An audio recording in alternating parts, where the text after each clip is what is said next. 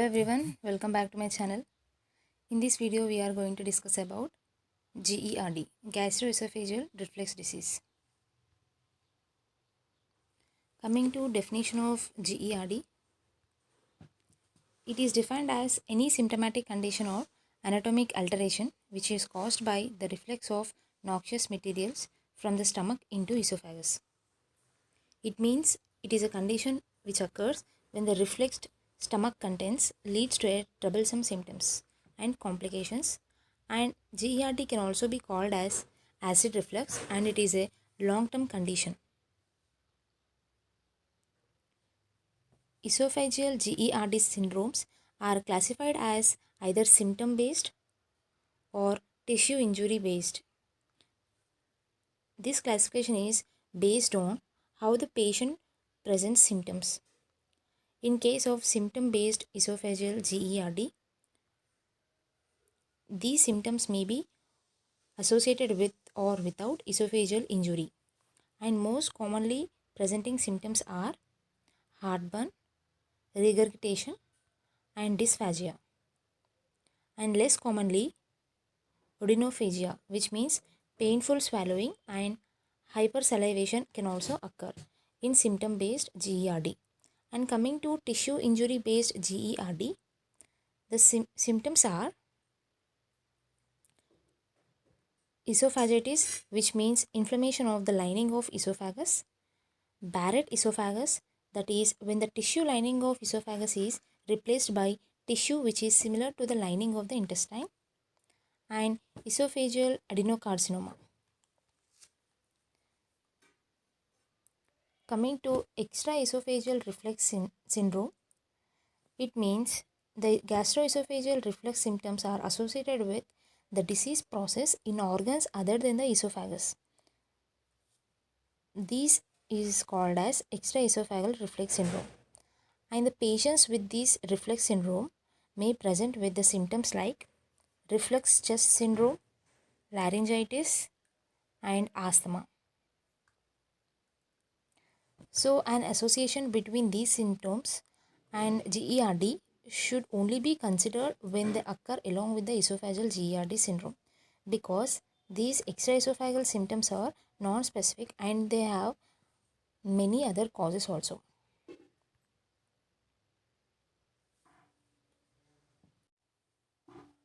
Coming to risk factors of GERD, family history, obesity, smoking, and alcohol consumption, and certain medications and foods like fatty meal, carbonatives, chocolate, coffee, garlic, onions, and medications like anticholinergics, barbiturates, caffeine, dopamine, etc. are the risk factors for the GERD. And presence of respiratory diseases and reflux chest pain syndrome, these are the main risk factors for esophageal GERD. Coming to the symptoms are based on the classification of GERD, that is symptom based GERD and tissue injury based GERD. Coming to symptom based GERD, the typical symptoms includes a heartburn. This symptom is generally described as substernal sensation of the warmth or burning sensation which is rising from the abdomen to the neck, that is from abdomen that may radiate to the neck, and water brash, which can also be called as hypersalivation, and belching, regurgitation. These are the main symptoms which are seen in symptom based GERD. And alarm symptoms, like symptoms that may be indicative of complications of GERD. These includes dysphagia and odynophagia.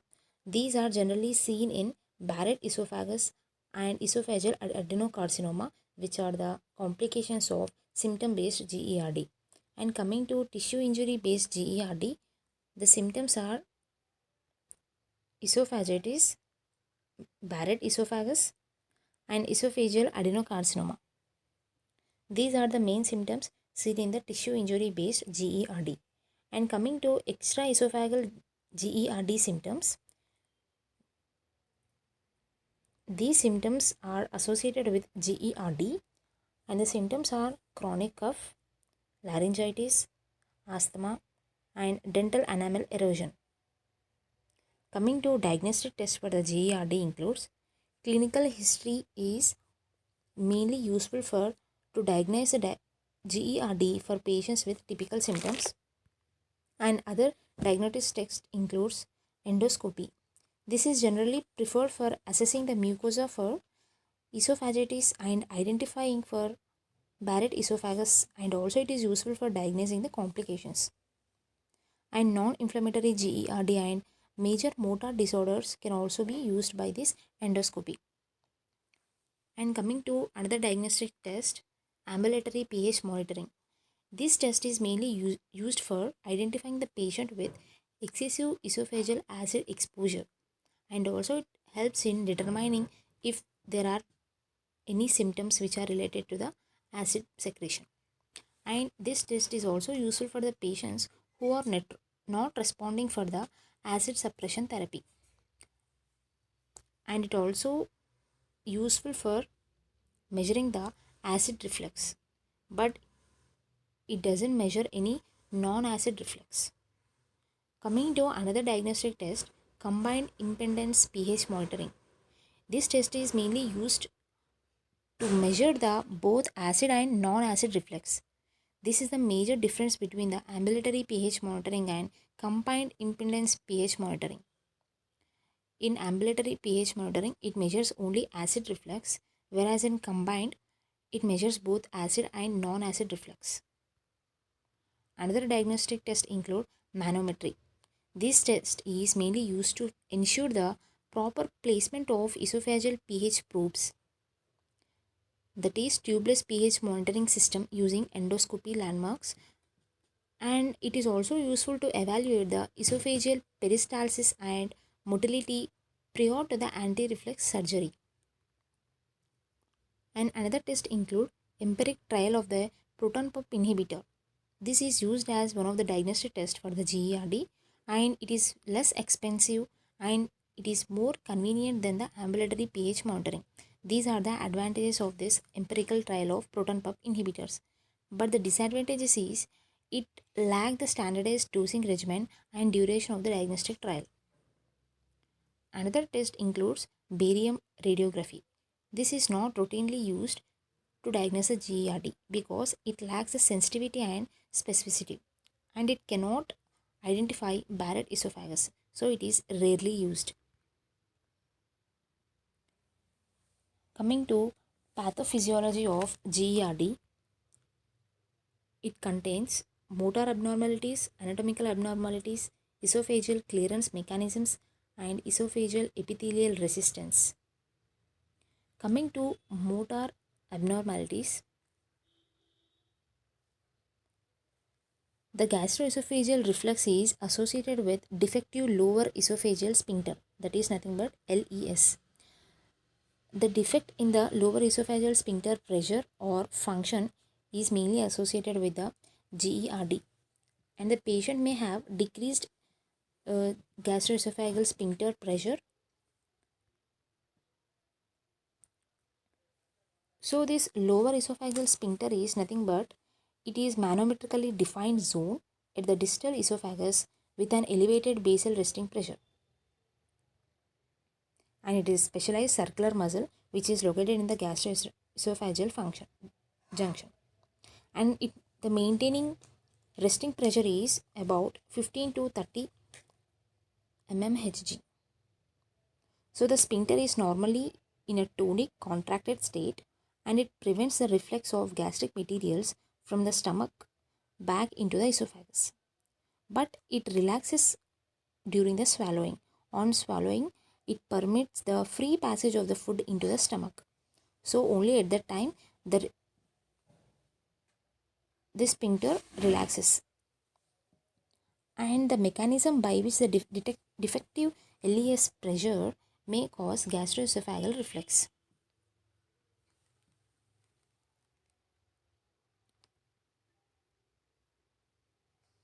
And the types of these LES dysfunctions are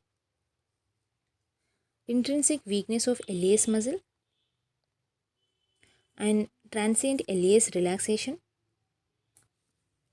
So The reflex may occur due to spontaneous transient LES relaxation that are not associated with the swallowing. So, not only during swallowing, in normal cases also there is a relaxation of LES. This leads to regurgitation of food, that is, the stomach contents come back into the esophagus. And the esophageal distension, vomiting, belching, and these generally causes the relaxation of this LES.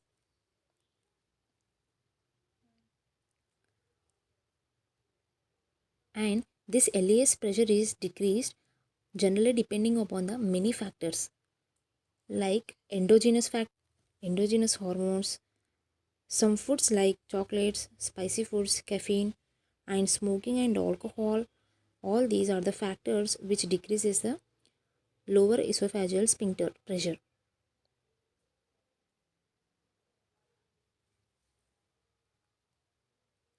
And coming to anatomical factors, the disruption of the normal anatomic barriers by a hiatal hernia is the main cause for the gastroesophageal reflux and also seen in the esophagitis. Hiatal hernia is nothing but it is a proximal stomach in dislocated through hiatus of diaphragm into the chest, and diaphragm becomes separated from this lower esophageal sphincter. This hiatal hernia appears to be more important factor related to the presence or absence of symptoms in patients with low esophageal sphincter pressure.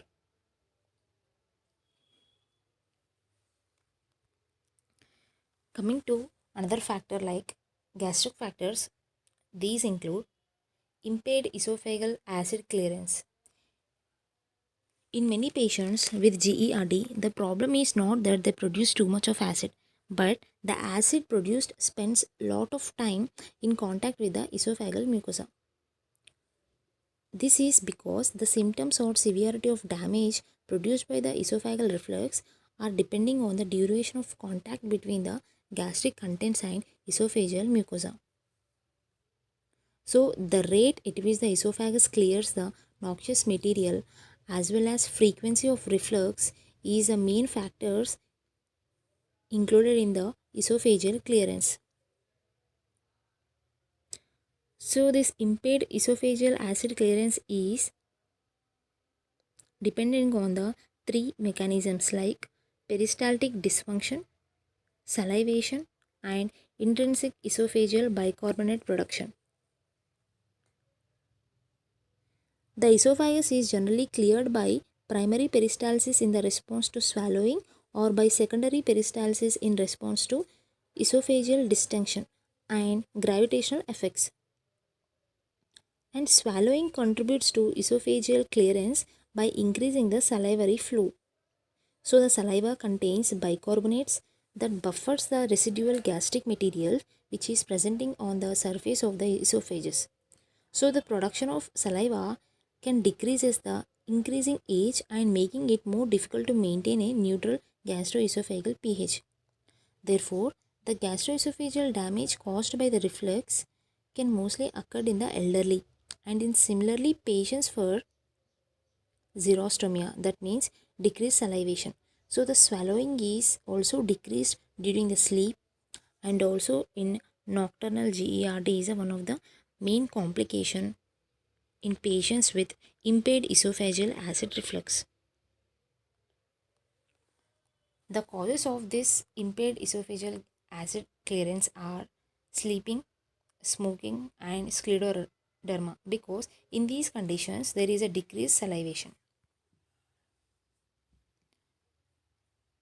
Coming to mucosal resistance, within the esophageal mucosa and submucosa, there are mucus secreting glands.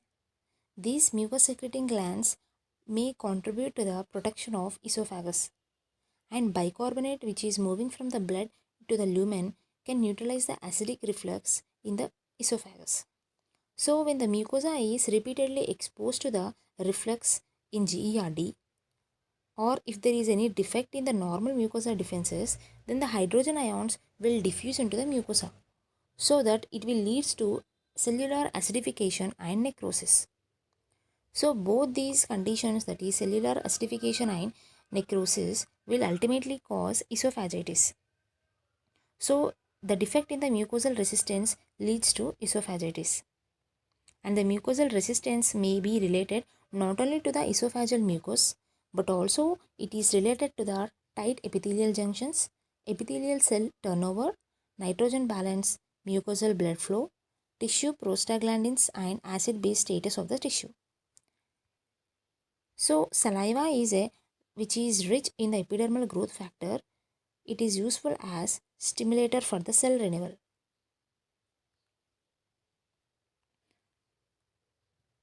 Another factor is delayed gastric emptying. Delayed gastric emptying can contribute to gastroesophageal reflux. An increase in the gastric volume may increase both the frequency of reflux and also the amount of gastric fluid which is available to be refluxed. So the gastric volume is related to the volume of material ingested and the rate of gastric secretion, rate of gastric emptying and amount and frequency of duodenal reflux into the stomach. So the factors which increases the gastric volume or factors which decreases the gastric emptying, such as smoking and high fatty meals, these are associated with the gastroesophageal reflux.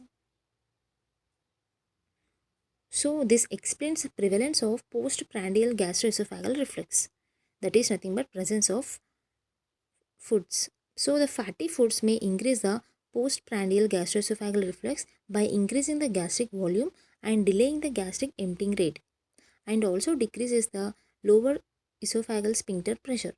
So the patients with gastroesophageal reflux, particularly in infants, there may have a defect in the gastric antral motility. So the delay in emptying may promote regurgitation of feedings, and it contributes to common complications like GERD in infants, that is pulmonary aspiration and failure to thrive.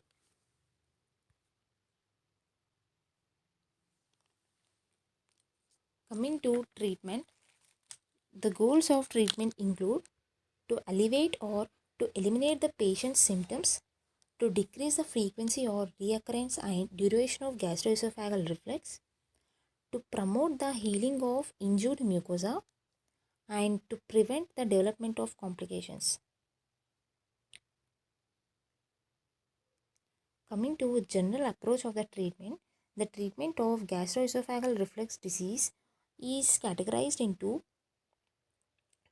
many factors like lifestyle modifications and patient directed therapy with antacids and non-prescription H2 receptor antagonists or non-prescription proton pump inhibitors, and pharmacologic interventions with prescription strength acid suppression therapy and anti-reflux surgery. These are the general approach for the treatment.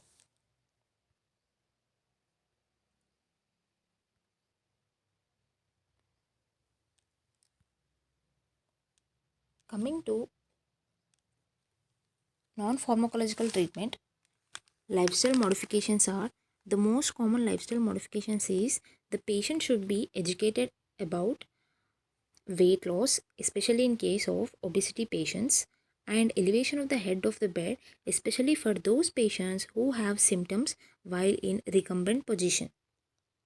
And other lifestyle modifications should be individualized based on the patient specific situation. It includes consumption of smaller meals and not eating 3 hours prior to the sleeping, and avoidance of foods or medications which increases the GERD, like chocolate, coffee, tea, carbonated, spicy foods, citrus, tomato products, and drugs includes calcium channel blockers, nitrates, and anticholinergics. So obesity increases the risk of GERD, most likely to increase the intra-abdominal pressure. So this may leads to disruption of the esophagus and gastric junction. And a fatty meal, that is a high fatty meal, will also decreases the LES pressure for 2 hours or more in case of postprandial meals. Whereas A high protein and low fat meal will increase the LES pressure.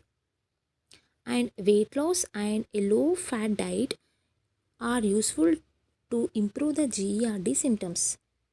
And elevating the head of the bed approximately 6 to 8 inches with a foam wedge under the mattress can decrease the nocturnal esophageal acid contact time and should be recommended in the patients, especially in case of nocturnal GERD.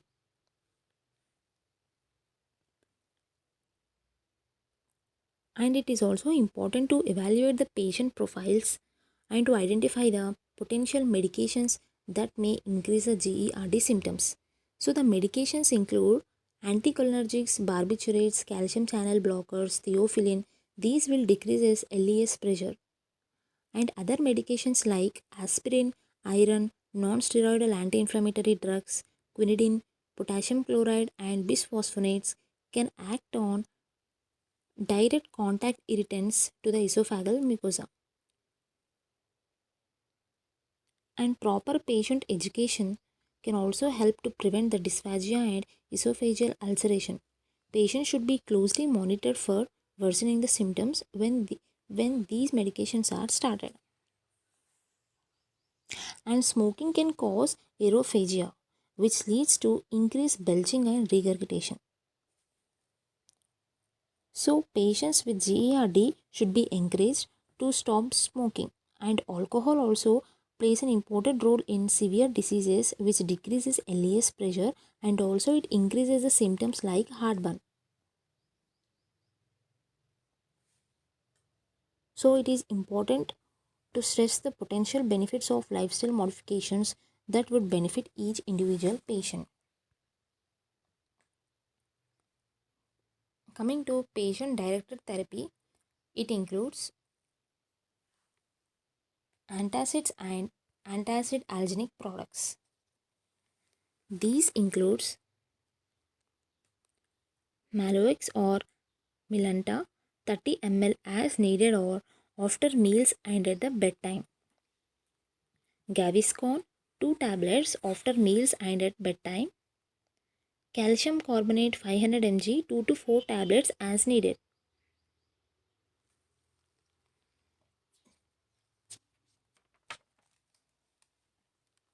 So the patient directed therapy where patients self-treat themselves with non-prescription medications. It is appropriate for mild and intermittent symptoms. The patients with continuous symptoms lasting longer than 2 weeks should seek the medical attention. So the patient should be educated that antacids are an appropriate component for treating the mild GERD symptoms.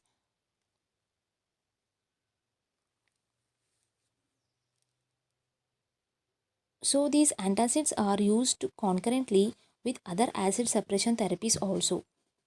And maintaining gastric pH greater than 4 decreases the activation of pepsinogen to pepsin, and also it helps in neutralization of gastric fluid, which leads to increased LES pressure.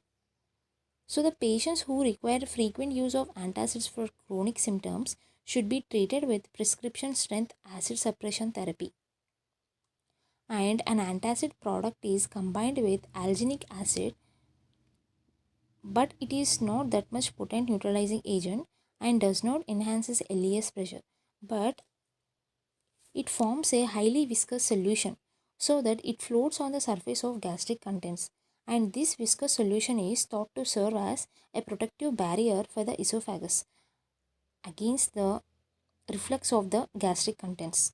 And the main advantage is it also reduces the frequency of the reflux episodes, and the combination product may be superior to the antacids alone in relieving the symptoms of GERD.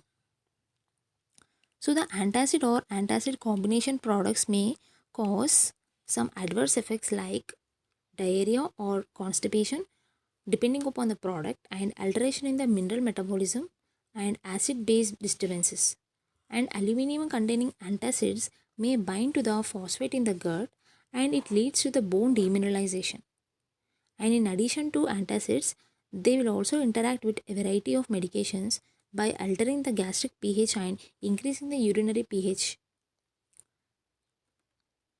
So this forms insoluble complexes with the other medications, and they form interactions with the tetracyclines ferrous sulfates, isoniazid, quinidine, sulfonylureas, and quinoline antibiotics. These antacid drug interactions are influenced by many factors like composition of the drug, dose, dosage schedule, and formulation of the antacids. So it is monitored to check the drug interactions, and dosage recommendations for the antacids in the management of GERD are, it includes from hourly to needed basis.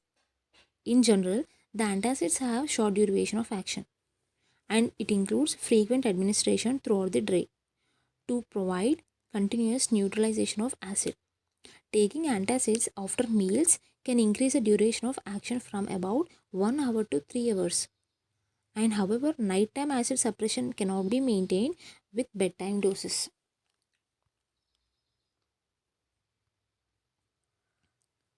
Coming to non-prescription drugs, these includes H2 receptor antagonists and proton pump inhibitors.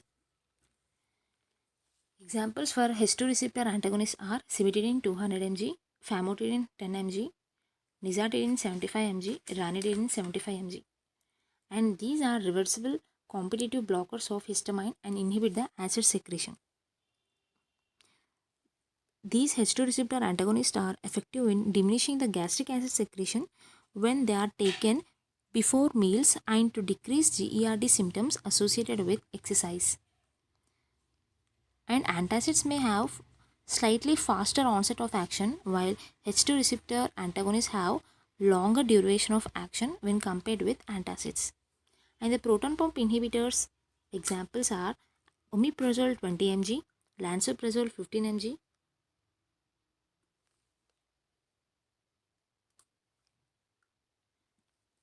and the mechanism of action includes it reduces the gastric acid secretion by inhibiting H plus ions or K plus ions ATPase enzyme.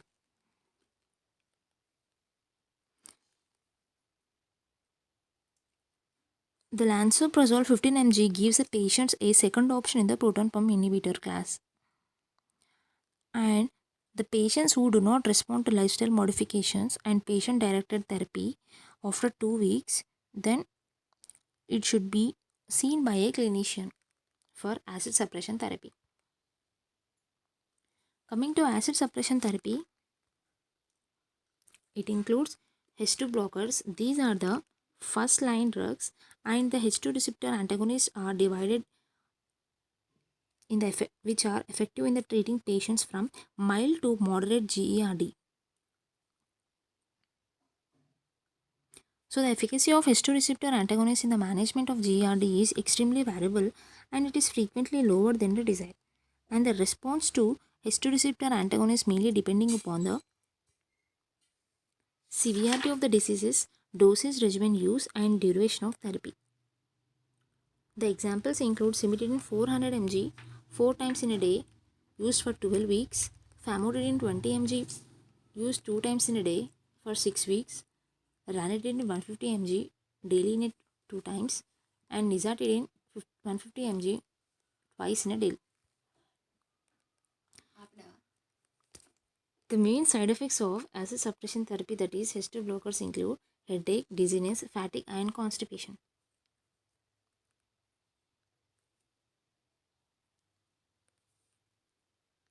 Coming to proton pump inhibitors, the treatment includes for 4 to 8 weeks. The examples are omeprazole 20 mg, lansoprazole 30 mg, rabiprazole 20 mg, and pantoprazole 40 mg. These proton pump inhibitors superior to H2 receptor antagonists in treating in the patients with a moderate to severe GERD. And this includes not only those patients with esophageal tissue injury, that is nothing but Barrett esophagus and esophagitis, but also those patients with symptom-based GERD syndrome. And the healing rates takes place at 4 weeks and 8 weeks, and the symptomatic relief is seen in approximately 83% of patients.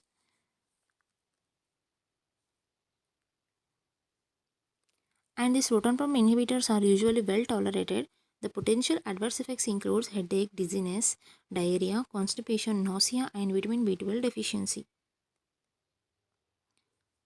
And the drug interactions of proton pump inhibitors vary slightly with every agent. And all the proton pump inhibitors can decrease the absorption of the drugs such as ketoconazole and itraconazole, which require an acidic environment to be absorbed. And all proton pump inhibitors are metabolized by cytochrome P450 enzyme.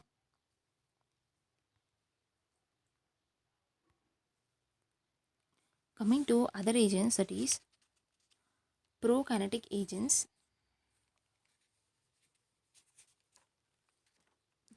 These can also be called as pro-motility agents.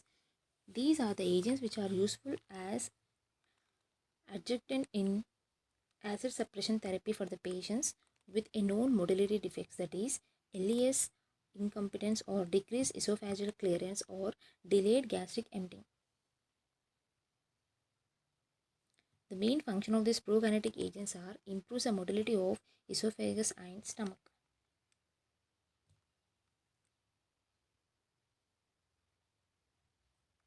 And also it is useful to increase the LES pressure to reduce the reflux of gastric contents and also to increase the gastric emptying. Examples includes metoclopramide. It is a dopamine antagonist which increases the LES pressure in a dose dependent manner, and it increases the gastric emptying in gastroesophageal reflux patients. And metoclopramide provides symptomatic improvement for some patients with gastroesophageal reflux disease. But the risk of adverse effects is much greater for elderly patients and for the patients with the renal dysfunction, because the drug is primarily eliminated by the kidneys. And the contraindications includes Parkinson's disease, mechanical obstruction, and concomitant use of other dopamine antagonists or anticholinergic drugs. Another example includes cisapride. Cisapride has comparable efficacy to H2 receptor antagonist in treating the patients with mild esophagitis. But cisapride is no longer available for the routine use because of life-threatening cardiac arrhythmias when it is used with medications and other disease states. It is currently available only through a limited access program from the manufacturer. And Bethanchol is another one more example. Coming to mucosal protectants, these are nothing but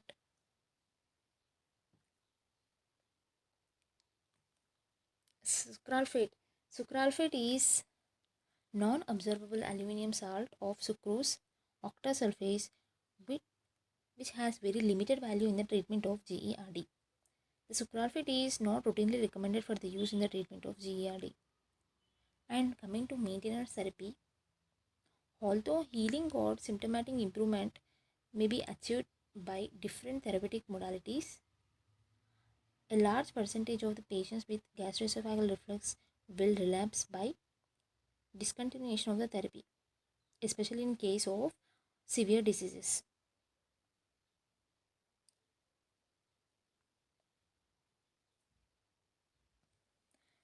Coming to GERD in special populations like patients with extraesophageal GERD. Patients presenting with atypical symptoms may require higher doses and longer treatment course when compared to patients with typical symptoms. So the patients with suspected reflux chest syndrome may benefit from empiric course or twice daily proton pump inhibitor therapy for 4 weeks. And if the symptoms continue, patients should be elevated manometry and ambulatory pH and impedance pH monitoring to rule out the dysmotility and refractory symptoms.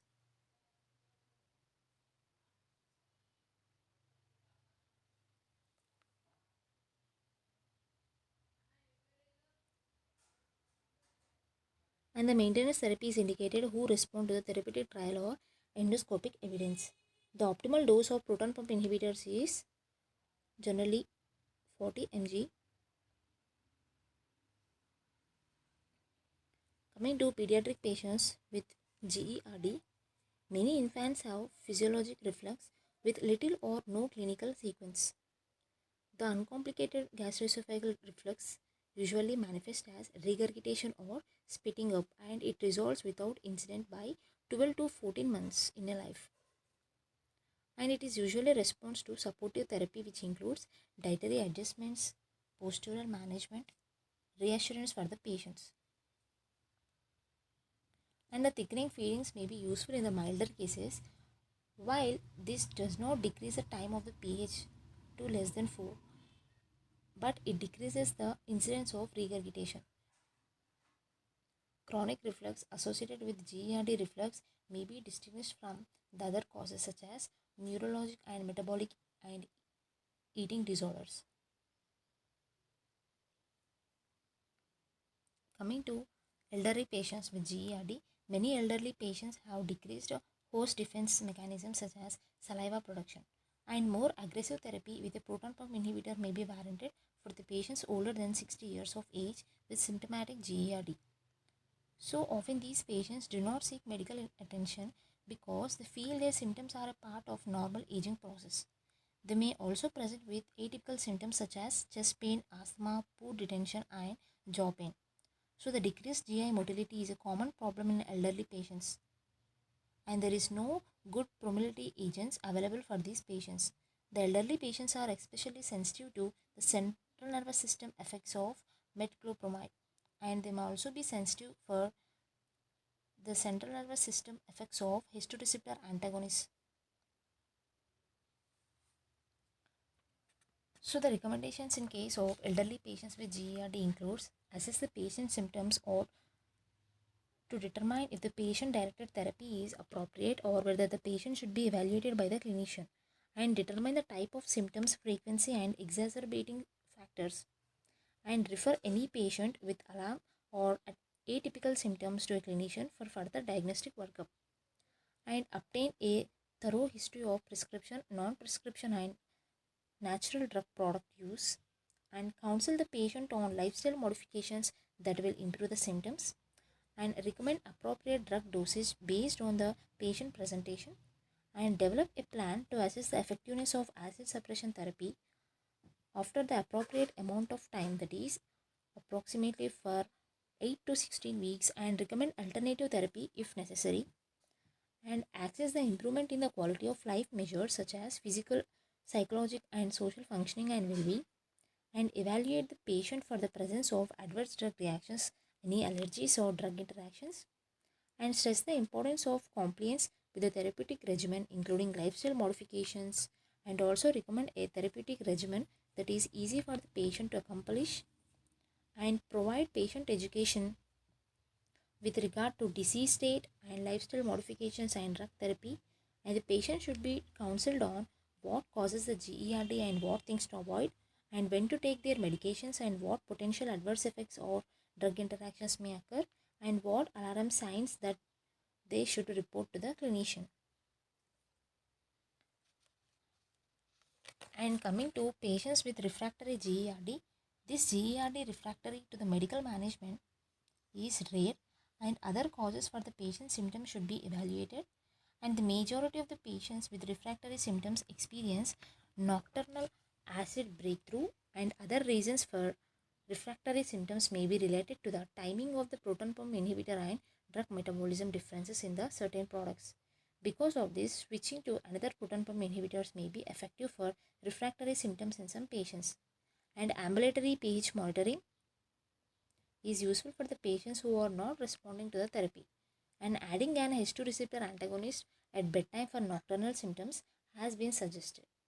And however, the effect may be short-lived, and anti-reflux surgery, it may be also useful, and it is considered in the patients with the refractory GERD.